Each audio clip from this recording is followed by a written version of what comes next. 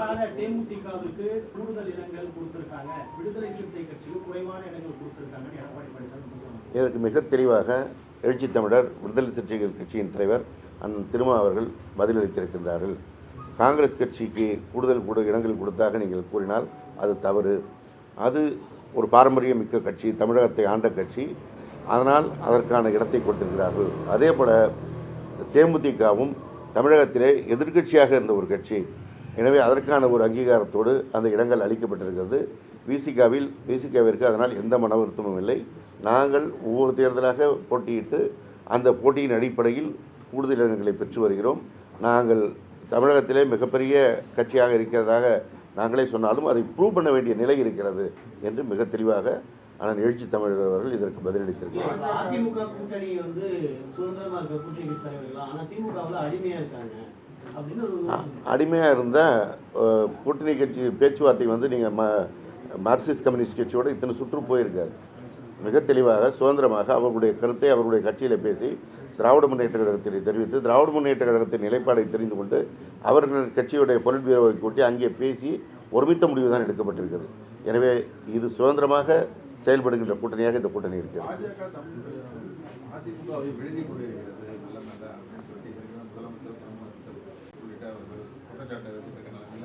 அவங்க என்ன சொல்றாங்கன்னா சீட்டை கம்மி பண்ணி கொடுக்கறதுலாம் திமுக தான் அவர்களுடைய கம்யூனிஸ்ட் உள்ளிட்ட கட்சிகளை வெளியிட்டு இல்லை, ஏற்கனவே மாண்புமிகு தமிழ்நாடு முதலமைச்சர் இதுக்கு பதில் சொல்லியிருக்காங்க.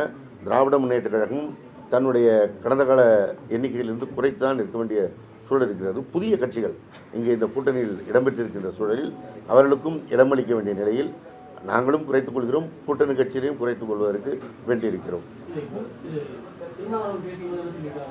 கூட்டணிக்கு தலைமை வகிக்கக்கூடிய கட்சிகள்லாம் தங்களோட சின்னத்தில் போட்டியிடணும்னு சொல்றது நிர்பந்திக்கிறது நல்லது இல்லை, அது தவிர்க்கணும் அப்படிங்கிறாங்க. இல்லை, அது அவருடைய கருத்து.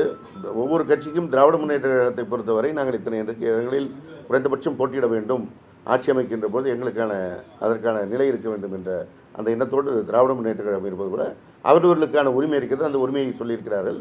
விசிகாவை பொறுத்தவரை அவருடைய சின்னத்தில் போட்டியிருக்கிறார்கள்.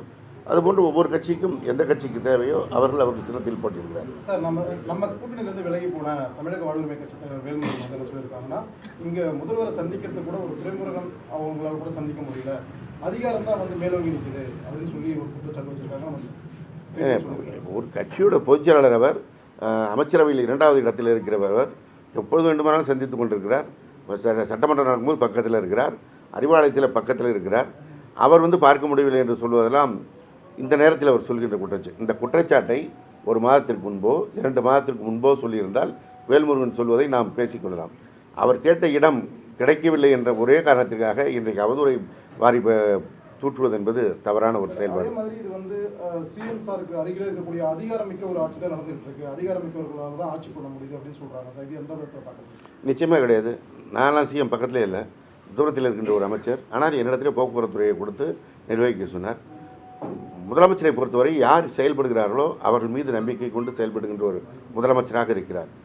மிக தெளிவாக எல்லா அமைச்சர்களும் ஒத்திசைந்து செயல்படுகின்ற ஒரு கூட்டு மந்திரி சபை என்கின்ற இடத்தில் இந்த மந்திரி சபை இருக்கிறது. அதே போல் திராவிட முன்னேற்ற கழகம் என்பது மாவட்ட செயலாளர்கள் வரை ஒவ்வொரு முறையும் அழைத்து பேசி கருத்து கேட்டு செயல்படுகின்ற ஒரு ஜனநாயக இயக்கமாக இருக்கிறது. அதிகார மையம் என்பதெல்லாம் கடந்த ஜெயலலிதா அவருடைய காலத்தில் இருந்தது தான் அதிகார மையம். அவரை சந்திக்க முடியாமல் அவருடைய பதிலை கூட கேட்டு பெறுவதற்கு காத்திருந்து செம்பரமாக்கம் ஏரியை திறந்துவிட முடியாத நிலையெல்லாம் இருந்தது. இன்றைக்கி மாண்புமிகு முதலமைச்சர் அவர்கள் எளிய மக்களை கூட சென்று சந்திக்கிறார் என்பதை எல்லோரும் பார்த்து வருகிறோம். மிக பாதிக்கப்பட்டிருக்கின்ற மக்கள் அவர் எந்த நிகழ்ச்சிக்கு போனாலும் அங்கே சாலையில் இறங்கி அவரிடத்தில் கருத்துக்களை கேட்கிறார். அதே போன்று தான் நீங்கள் அமைச்சரவை கூட்டத்துக்கு வந்தாலும் சரி, சட்டமன்றம் நடந்தாலும் சரி, அங்கே ஒரு சாதாரண எம்எல்ஏ போய் கடிதம் கொடுத்தாலும் அதை வாங்கி கொண்டு அதற்கான நடவடிக்கை எடுக்கிறார். சாதாரண பொதுமக்கள் சந்தித்து அவர்களுடைய கோரிக்கை வைத்தாலும் ஏற்றுக்கொண்டு செயல்படுகிறார். இங்கு அதிகார மையம் என்பதில் இல்லை.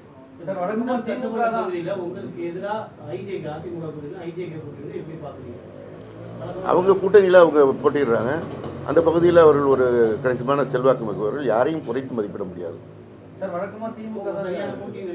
நிச்சயமா அவருடைய கட்சியை பொறுத்தவரை அவர் போட்டியாளர் தான் வருவாங்க.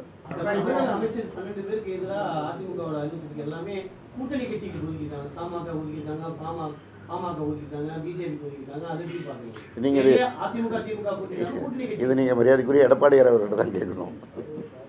கடந்த முறை தேர்தல் அறிக்கையில மூன்றில் ஒரு பங்கு கூட நிறைவேற்றப்படவில்லை அப்படின்னு சொல்லிட்டு ஒரு குற்றச்சாட்டு இது சும்மா ஒரு பைபிள்ஸ் பிரச்சாரம் மாதிரி இதை திருப்பி திருப்பி சொல்லிட்டு இருந்தால் அது வந்து மக்கள்கிட்ட கெடுப்பணும்னு அவர் நினச்சிட்டு இருக்கார். நாங்கள் வந்து எத்தனை தேர்தல் அறிக்கை 590 தேர்தல் அறிக்கை வெளியிட்டோம், அதில் எத்தனை நிறைவேற்றுக்கிறோங்கிறத மிக தெளிவாக ஒரு அறிவாலயத்திலேயே ஒரு பத்திரிகையாளர் சந்திப்பு நடத்தப்பட்டு வெளியிடப்பட்டிருக்குது. தேர்தல் அறிக்கையில் சொல்லாத புதுமை பெண் திட்டம், தமிழ் புதுமை திட்டம், காலை உணவு திட்டம் போன்ற திட்டங்கள்லாம் செயல்படுத்தப்பட்டிருக்குது. இதையெல்லாம் மக்கள் அறிவார்கள். இதையெல்லாம் அறிந்த காரணத்தினால் மக்கள் திராவிட முன்னேற்ற கழகத்தின் தலைவர் பக்கம் அவர் பின்னால் நிற்கிறார்கள் என்கின்ற காரணத்தினால்தான் அதை மடைமாற்றுவதற்கு இது போன்ற ஒரு பொய் பிரச்சாரத்தை தொடர்ந்து அவர்கள் முன்னெடுத்து வருகிறார்கள். ஒட்டுமொத்த இந்தியாவிடம் இன்னும் ஒன்றிய அரசு வெளியிட்டிருக்கின்ற புள்ளி விவரங்களிலேயே சட்டம் ஒழுங்கிலே தமிழகம் சிறந்து இருக்கிறது, பெண்கள் பாதுகாப்பில் சிறந்து இருக்கிறது என்பதை மிக தெளிவாக சொல்லுகிறார்கள். இன்னும் சொல்லப்போனால் தலைமை தேர்தல் கமிஷனர் ஞானேஷ்குமார் அவர்கள் பத்திரிகையாளர் சந்திப்பிலே சொல்லுகிறார், தமிழகத்தில் மிக சிறப்பாக சட்டம் ஒழுங்கு பிரச்சனை சரியாக இருக்கிறது, எங்களுக்கு எந்த பெரிய அதில் ஒரு இது கருத்து மாறுபாடு இல்லைன்னே சொல்லுகிறார்.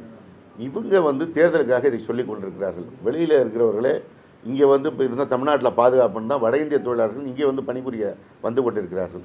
எல்லோருக்குமான ஒரு பாதுகாப்பு அளிக்கின்ற மாநிலமாக தமிழகம் இருக்கிறது. சார், இப்போ அதிமுகவை பொறுத்தவரை இந்த கூட்டணி கட்சிகள் அவருடைய சின்னத்திலேயே வந்து அவங்க வந்து வேட்புமனு தாக்கல் பண்ணலாம், பிரச்சாரம் மேற்கொள்ளலாம். ஆனால் திமுகவை பொறுத்தவரையும் உதயசூரியன் தான் நிற்கணும்னு சொல்லிட்டு அழுத்தம் கொடுக்குறாருன்னு சொல்லி எடப்பாடி சொல்லியிருக்காரு.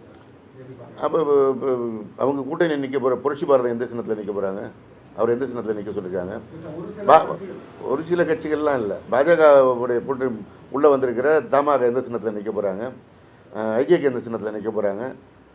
அவர்கள் சொல்லுவதை அவர்கள் செய்வதை என்பது யார் கண்டுக்கும் தெரியாதுன்னு நினச்சிக்கிட்டு மற்றவர்களை மாத்திரம் விமர்சனம் செய்வதே வழக்கமாக எடப்பாடி பழனிசாமி அவர்களுக்கு வேலையாக இருக்கிறது. முதலில் அவர் தன் முதுகை திரும்பி பார்த்து கொண்டு மற்றவர்களை விமர்சனம் செய்ய வேண்டும் என்று நான் கேட்டுக்கொள்கிறேன். இல்லவே இல்லை, பிரச்சனைலாம் இல்லை. அப்படி உங்கள்கிட்ட யாராவது சொன்னாங்களா? யாருமே சொல்லலையா? அதாவது நீங்கள் பொதுவில் இருக்கிற ஒவ்வொருத்தருக்கும் ஒரு கருத்து இருக்கும். ஒரு இயக்கத்தை நடத்துகிறவர்கள் அந்த இயக்கத்தின் தலைமையில் ஒரு கூட்டணியை அமைத்து வெற்றியை நோக்கி செல்கிறவர்களுக்கு தான் அதனுடைய சிரமம் தெரியும். அதை மிக தெளிவாக நேர்த்தியாக எங்களுடைய கழகத் தலைவர் மாண்புமிகு தமிழ்நாடு முதலமைச்சர் அவர்கள் செய்திருக்கிறார். இதை எல்லோரும் பாராட்டி கொண்டு தான் இருக்கிறார்கள். அவர்களுடைய நிலைப்பாடு தெரிஞ்சு போச்சு. என்டிஏ கூட்டணிக்கு தோல்விதான் அவங்க முடிவாயிட்டாங்க. அதனால் வாய்க்கு வந்து அதை பேசிக் கொண்டிருக்கிறார். 23 கட்சிகள் கூட்டணியில் இருந்தாலும் கூட ஏற்கனவே போட்டியிட்ட கட்சிகளுக்கான இடங்கள்லாம் குறைச்சிட்டு தேமுதிக 10 இடங்கள் கொடுத்தது ஒரு நெருக்கடி. அதான் நான் மீண்டும் சொல்கிறேன், நாங்கள் திராவிட முன்னேற்ற கழகத்தினுடைய எண்ணிக்கையும் குறைகிறது. நாங்கள் மற்றவர்களுக்கு மாத்திரம் குறைக்கல, நாங்கள் எங்களுடைய எண்ணிக்கையும் குறைக்க வேண்டிய இடத்தில் இருக்கிறோம், குறைத்து கொண்டு உங்களுக்கு கொடுத்துருக்கிறோம் என்று தான் சொல்லியிருக்கிறோம். அதனால் எந்த கருத்து மாறுபாடும் இல்லை. எல்லோரும் மனமகிழ்வோடு ஒத்திசைவோடு இந்த தேர்தலை சந்திக்க இருக்கிறோம். வெற்றி பெறுவோம். நன்றி.